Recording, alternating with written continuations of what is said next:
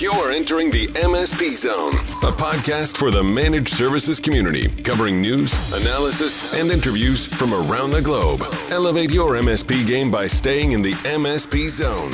And now, your host. What's up, folks? Welcome to MSP Zone, where we talk nothing but managed services 24/7. Well, whenever we can. All the time. It's all we talk about. It's all we do is managed services. Welcome to the program. 3 topics today. Before I get into those topics, would like your help. If you could go to our YouTube channel, MSPAlliance, click on the subscribe button, click the like. We are trying to do some live stream programming moving forward, and that's going to mean getting some guests on who are going to go live and have live Q&A sessions and really cool stuff. We need your support to get to that threshold number, and going to the YouTube channel, hitting the subscribe and like button really does us a load of good. So we would appreciate that. 3 topics today, as I mentioned. Recession, managed services. Is it going to happen? Is it a load of crap? We're going to talk about it. Should MSPs be concerned with artificial intelligence? Specifically, is this a job killer? Is this something that's going to exacerbate the already really tight labor market within managed services? We're going to tackle that topic. And then finally, my advice for one-person MSP shops. In the last couple of months, I've had a number of conversations with smaller firms, new firms, right, just started out. And there's some that have been at it for a couple of years, but mostly newer shops, which is always kind of exciting and thrilling to see that there are one-person shops entering the managed services market and doing so with a lot of passion. But there's a different type of guidance that I would give to a one-person shop trying to grow a managed services practice with one body. Is very different than if you have funding and you have a handful of people, partners maybe, that might give you a different starting point. So we're going to talk about advice for a one-person MSP shop and what you can do to accelerate your MSP growth. First topic, recession. Is it happening? Is it not happening?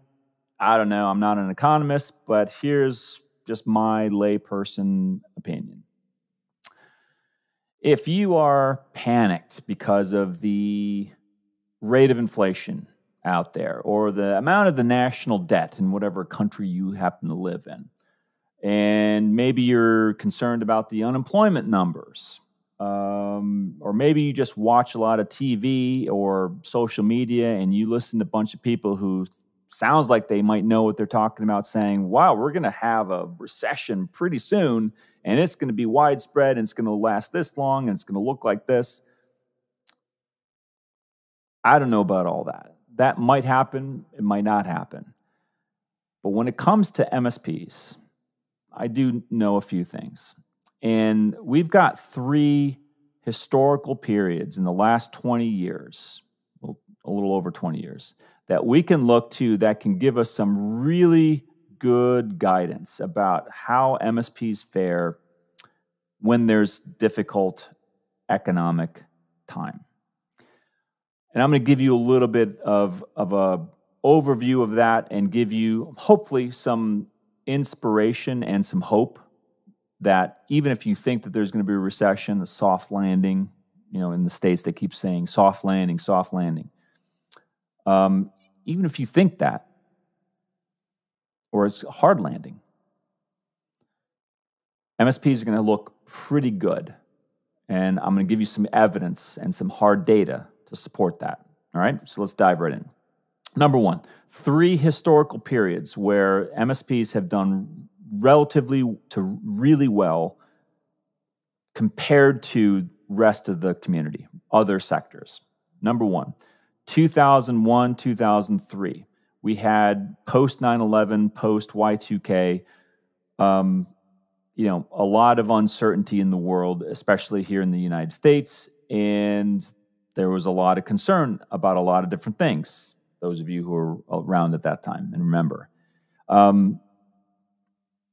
MSPs did relatively well. There were a lot fewer MSPs, yes, but the MSPs that were around, and especially the MSPs that were more mature, were more focused on regulated markets and a few other things, did really, really well, even when other organizations out there, even in tech, were getting hit and hit hard, some of them.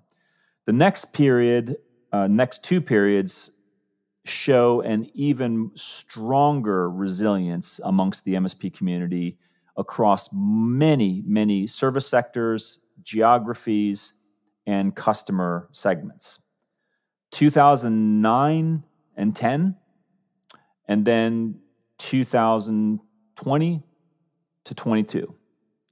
So 2 multi-year periods where there was widespread, and I mean global, economic trauma that impacted a lot of different customer segments. MSPs did really well in both segments, in both periods. 2009 through 10, you had the housing market and the public sector, the financial markets got really hammered. I mean, really crushed. And you had some exceptions, and I'll get to those in a moment. You had really good across the board stability, if not growth, in some significant major managed services segments. If you were an MSP and you were focused on the housing or real estate industry, or if you were an MSP and you were focused on banks in 2009-10, yeah, you got hit. You felt the pain. And if you didn't have diversification of customers and service portfolio, you probably have a very different opinion of that time era. Fast forward to 2020 through 2022, where I think that this period is going to go down in the history books as the Dunkirk for MSPs. What the MSPs did in helping in a very short period of time, and I know some of you have heard me say this and talk about this, the MSPs did in a very short period of time an astronomical feat of moving traditional business office workers into a remote work environment with such rapid speed and agility that I don't, it's amazing we got through that period at all. Without the MSPs in 2020, we never would have survived. Never would have survived. I mean, the industry, meaning I'm not talking about like healthcare providers. I know healthcare workers did a lot for us. I'm talking about the economy. I'm talking about the ability for many industries across the board to shift rapidly into a remote work scenario. Would not have happened without the MSPs, period. Yet another example of the resiliency of MSPs to economic trauma that might ordinarily hit a company or a sector very negatively seems to have a very different impact on MSPs. So I've given you 3 different examples, but all of that leads towards, if we're heading into a recession, and I don't know that we are, MSPs, you're looking pretty darn good. That's number 1. Number 2, the Gartner data. Actual projected IT spending, what does that look like for 2024? Does it look bad? Does it look good? Not looking bad, folks. Not looking bad. Let me give you a little bit of perspective. 2024 global IT spending, according to Gartner, a little over $5 trillion. $5 trillion global, worldwide, representing about 8% growth. Of that, 1.5 trillion, a little over 1.5 trillion is going to be allocated towards IT services. That's where managed services and cloud computing generally fall. And that's a little over 10% growth for 2024.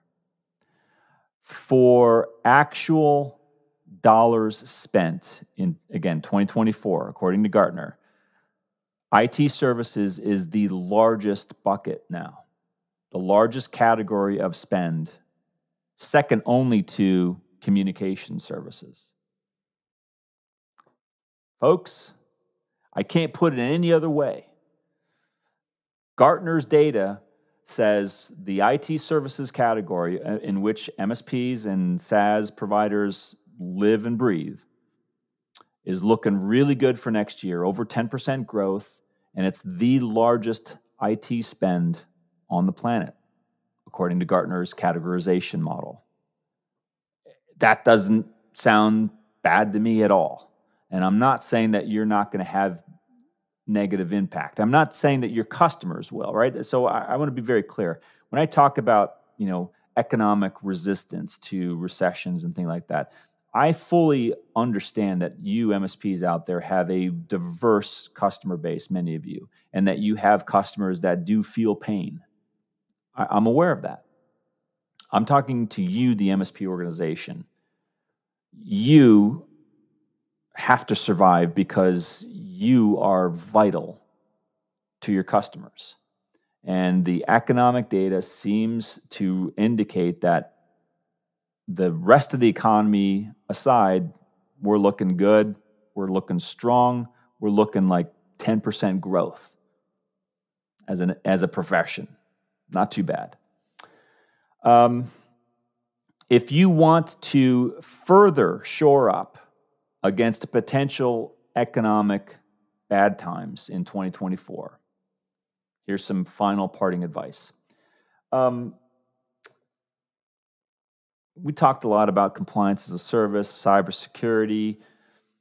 I like to bundle all that stuff into what I'll call VCIO services. Some MSPs have these practices already. Some of them classified as kind of a consultative advisory product.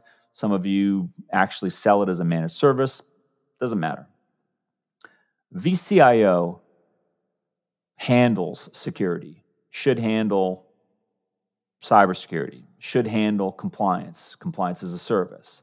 All things that you should be having conversations with your customers about in 2024, leading into 2024, preparing them for good economy, bad economy, doesn't matter. You're their MSP, you're their trusted advisor. You need to help them navigate whatever they might be looking at. And if they're in a sector that is going to be really exposed on the negative side because of the economy, you need to help them plan, budget, strategize, and prepare for a year that might bring economic hardship to that customer, but they can't just gut their IT. They can't just stop their cybersecurity defense. They can't just throw that out the door. They know that, and hopefully you know that. So what do? You work with them. You develop a strategy to help them get through this difficult economic time. And you might have, in one MSP practice, you might have a split of customers that are thriving and doing really well, and you might have customers that are really the opposite. And that's actually kind of normal. I know a lot of MSPs that have that.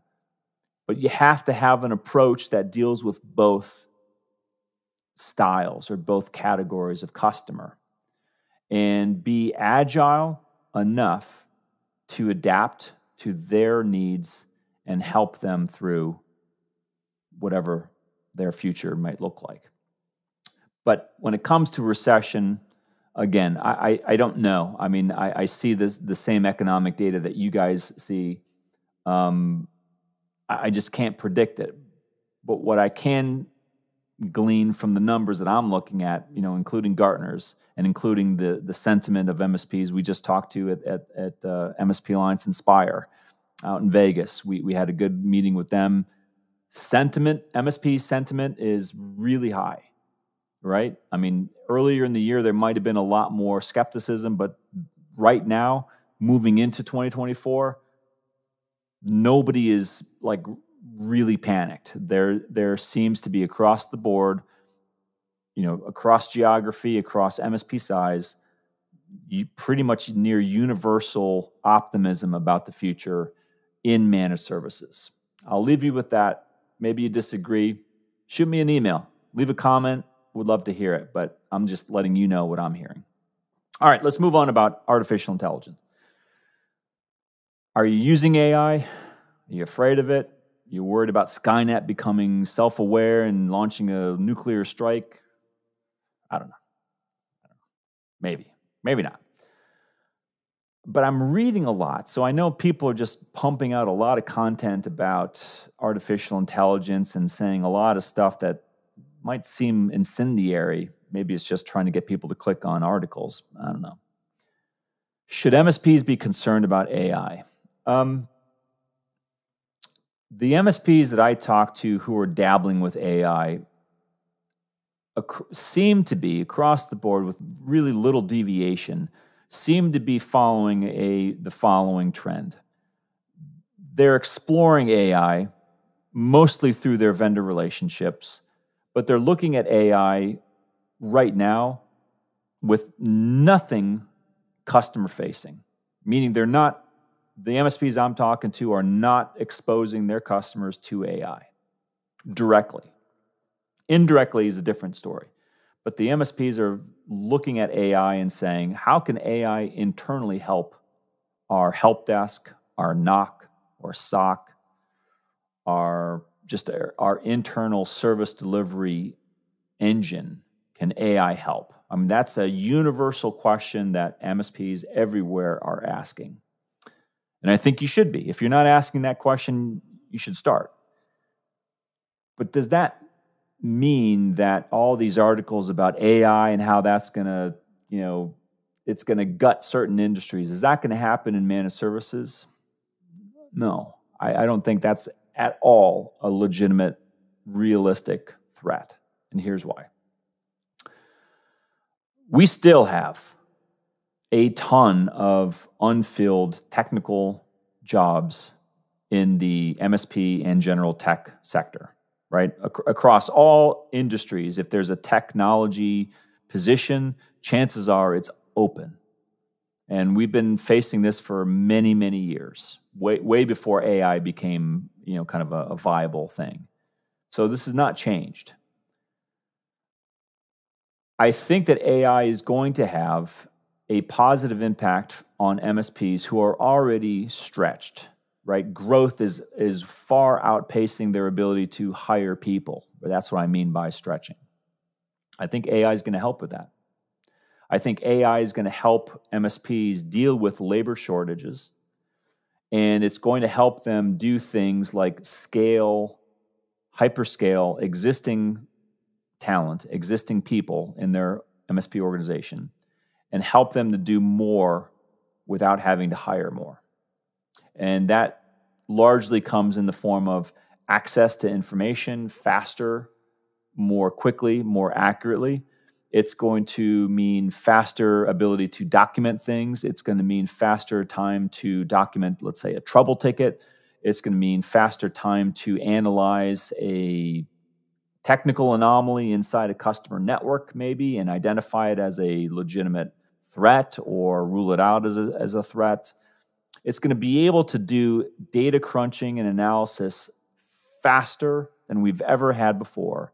And in that regard, it's going to help MSP organizations and individuals, real live people, do their job faster and better and at greater scale. That's my legitimate belief. And that's what I'm hearing from MSPs, is they're looking at AI as with a healthy dose of caution and skepticism, because there's a lot of unknowns. There's a lot of security and privacy unknowns left out there, questions. And MSPs are not going to trifle with stuff that they don't fully understand. And so they're cautious. They're cautiously optimistic. And they're dabbling with these technologies. And look, we're already seeing AI in things like MDR, EDR solutions, right, which are already being deployed in end user organizations, right? So this is like beyond just the MSP. We're already in a position where EDR style technologies are fully now embraced in AI or machine learning. Is it going to just gut, an MSP help desk? No, not even close. Not even close, folks. It's not going to happen. We can't we're growing faster than any of that would ever take place. Meaning, at the pace of the managed services growth today, our need for more people will always outpace the ability of AI to replace that person. That may change in the future, but I don't think in the next 5-10 years that's going to be a realistic outcome. You still need AI to be managed. It still needs to be watched over by a human. And MSPs just have so much going on that AI is not going to be, as of today, isn't a legitimate threat from a jobs perspective. Now, if you're a level 1 copy editor, right, an entry-level copy editor, or you're doing copy editing, or you're doing something that is very routine and manual in a different sector, yeah, you might be exposed to job loss. Maybe not. I don't know. That's not my area of expertise. In managed services, I just don't think it's an issue right now. My advice for one-person MSP shops. Okay. Some of you may know this. The good folks over at Enable had invited MSPAlliance out to come and talk compliance to their partners in North America. And we accepted, and we went on the road with Enable for 2 months and had a blast. It was a lot of work. It was a long 2 months, but in a good way.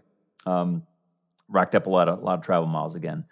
But it was good to be out on the road and talking to MSPs, and the one-person shops. And I met a few, and not just at Enable, but we've been talking to a lot of one-person shops who join MSPAlliance as new members. A couple thoughts about this. There's a lot of new one-person shops out there, which is good. These are the seeds, the origination of new MSPs of tomorrow, right? They all start from someplace, and it's got to generally start with a one-person shop. But I had a lot of people say, "Hey, Charles, what's your advice for a one-person shop?" Like, I don't want to be ignorant of compliance. I don't want to be unaware of it. I want to be engaged so I can know what the issues are and be advising my customers of things related to compliance. What advice would you give us? And I thought it was a really good question, and I'll give you a little bit of what I responded to some of those MSP organizations. Number one, partner, right? I mean, even if you're on a growth track, right? If you're a one-person shop and you want to be 5-10 people in the future sometime, meaning you don't want to stay just a one-person shop. For the interim, you're probably going to need to partner with somebody to be able to backfill the necessary things you need to do that you can't do by yourself and still grow the company. So that means the first thing that comes to mind is, do you have a NOC, help desk, and maybe even an EDR or SOC back office partner that you can trust to do that type of work for you as you grow your MSP practice? And it may be in the future you take some of that stuff in-house. Maybe you don't. Maybe you split it 50-50. Not sure. Seen all things. But you want to have and develop the right partnerships who can very quickly put you in the game as a one-person MSP so that you can be competitive, you can start to grow, and you can start to immediately realize the potential as an MSP. That's number one. Number two, you got to grow your employees, right? I think that it's possible, and I know that there's some one-person shops out there that just never want to have an employee. Fine. I'm not really talking to you guys because I've kind of already addressed you in the previous, mention of partners, right? If you're a one-person shop and that's all you ever want to be, you will never be able to do anything close to managed services without the right partners. So speaking to the MSPs that do want to grow internally, the next step is you need to have the right people. And given what we just talked about in previous segments about, labor shortages in tech, you might want to start with sales, marketing, project managers, people who can handle customer service, who aren't necessarily technical. Those things you can get a lot more readily these days. There's a lot of people who are looking for jobs who aren't necessarily technical, or maybe they have a technical inclination, but they're not formally trained in the technical arts, if you want to call it that, who you could put to great use in growing a small practice along with your strategic partners to do things like sales, project management, relationship management, and so forth to help you build revenue, build customers, and expand. Capital. Capital has actually been brought up a lot. I wouldn't say that right now is, for obvious reasons, a great time to be borrowing money. 3 years ago, when the interest rates were like rock bottom, money was dirt cheap. And so getting into the MSP space from an economic standpoint was like really low risk. Today, there are still really good economic reasons to be an MSP, to start an MSP practice. There are tons of ways that you can develop strategic partnerships to help you immediately get started in managed services. But if you're looking for capital to do that, now may not be the best time. Just being honest. So what are some alternatives in lieu of capital for you to grow as a one-person startup? Couple. Number one, I mentioned partners. Number two, go for non-technical talent you can hire more accessibly and get them onboarded. Number three, maybe have actual partners. Not a strategic partner, but an actual partner. Like if you're not a technical person, you might want to but actually join with and have as a business partner someone who is technical. If you're technical, but you don't know how to sell or you don't know how to run a business and you would like to have that, it might be a good idea for you to get a person who has a business mindset who could come on as a strategic business partner with you and help you grow the practice. Those are all good things. Are you going to get private equity funding as a one-person MSP shop? Probably not. I mean, I don't want to rule it out, but it's probably not in the cards. You could go friends and family route. You could get a small business loan, from the SBA. Again, I think you're going to probably pay a lot in interest for that. If you have money that you can put to use, or you have maybe some, if you're fortunate enough that you've got like a customer or two that can help you fund your managed services growth, those are always really good ways to, bootstrap managed services kickoff. But doing it the old-fashioned way is not a bad thing, especially as expensive as money is these days. It's easy to get into it, but you do need money, right? It doesn't cost a lot to be a managed service provider today, but you still need money. And if borrowing money is too expensive, strategic partners, business partners, maybe together, 1, 2, or 3 business partners would have collective funds to be able to, set your MSP practice in the right direction and fund it for a year or so. You never know. Those are all really viable options. And one last bit of advice, because I've been seeing this firsthand, so I absolutely know for a fact that it's going on. Start to document your internal policies, procedures, and controls. That was a very big point of conversation that we had with the Enable Roadshow over the last 2 months. It's what we're telling all new members of the MSPAlliance. Why do we say that? If you document your policies, procedures, and controls, you will be far better off, and it will be far easier for you to grow from one person to 2 to 3 to 5 to 10 to 20 if you've got that documentation already well established. If you don't, and you're just winging it, it's going to be hard. You could have all the money in the world, and if you don't have your documentation, policies and procedures and controls written down, you're not going to have a means to grow an engine. The engine is going to be constantly breaking down. It's going to be constantly, running out of fuel or oil or whatever. It's going to constantly need maintenance, and not good maintenance. It's going to be like stuff that's going to bring your MSP practice to a halt. Without controls, policies, procedures, process, documented, that's the engine, that's the glue, the foundation of every MSP practice. Start there, and everything else will be a little bit, if not a lot, easier. Folks, appreciate the time. Give us a like. Subscribe to our YouTube channel. I promise you we are going to bring live stream to MSP Zone in the near future.